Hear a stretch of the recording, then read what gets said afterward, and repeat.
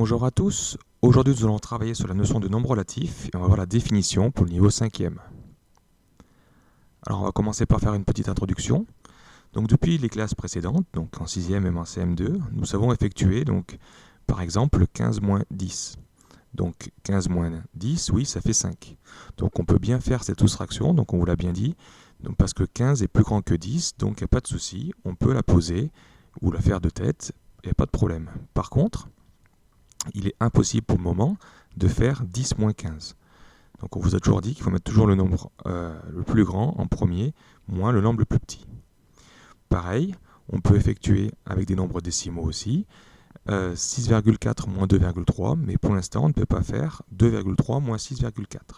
Donc pour arriver à faire ce genre d'opération, peut-être qu'il y en a qui ont réussi à trouver le résultat sans problème, il faut introduire d'autres nombres. Alors on va avoir une définition. Donc on va introduire d'autres nombres qui s'appelleront des nombres relatifs qui permettent de donner un résultat à toutes les soustractions de nombres décimaux.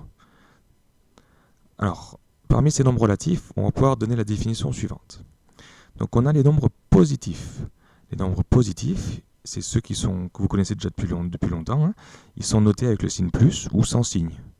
Ils sont plus grands que 0.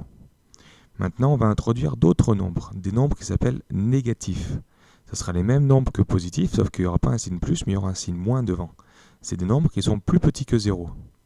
Et enfin, donc les nombres positifs et les nombres négatifs, si on les regroupe tous ensemble, c'est ce qui constitue les nombres relatifs. Donc les nombres relatifs, c'est tous les nombres positifs que vous connaissez déjà, auxquels on rajoute tous les nombres négatifs.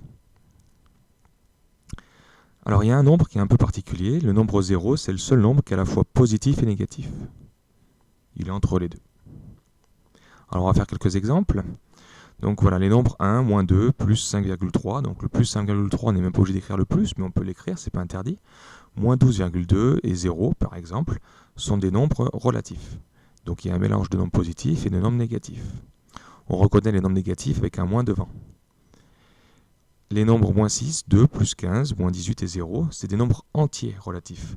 Ils sont relatifs, mais c'est aussi des nombres entiers. Il n'y a pas de chiffre après la virgule.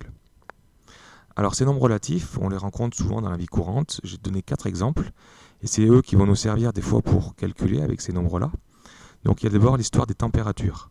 Donc il y a les températures positives, qui sont en rouge, et les températures négatives, qui sont en bleu, là sur le dessin. Donc moins 4, moins 5, moins 6. C'est quand il fait froid, donc il y a des nombres négatifs que vous avez déjà vus. Également sur les ascenseurs. Il y a toujours les étages positifs qui vont vers le haut, mais également on va souvent dans le sous-sol, moins 1, moins 2, moins 3, etc. On note que 0, on appelle ça le rez-de-chaussée. On le voit également sur nos comptes. Donc voici un extrait de compte de banque. Donc on voit que tout ce qui est débit, c'est tout ce qu'on a dépensé, donc c'est l'argent qu'on a en moins. Donc on a moins 11,99, donc c'est donc une dépense. Et on a également des plus 470, c'est des rentrées d'argent, on appelle ça des crédits. Quand on fera des opérations, tout ça, ça nous donnera notre solde final. Et puis également, vous voyez également en histoire, avec la frise chronologique. Donc 0, c'est la naissance de Jésus-Christ.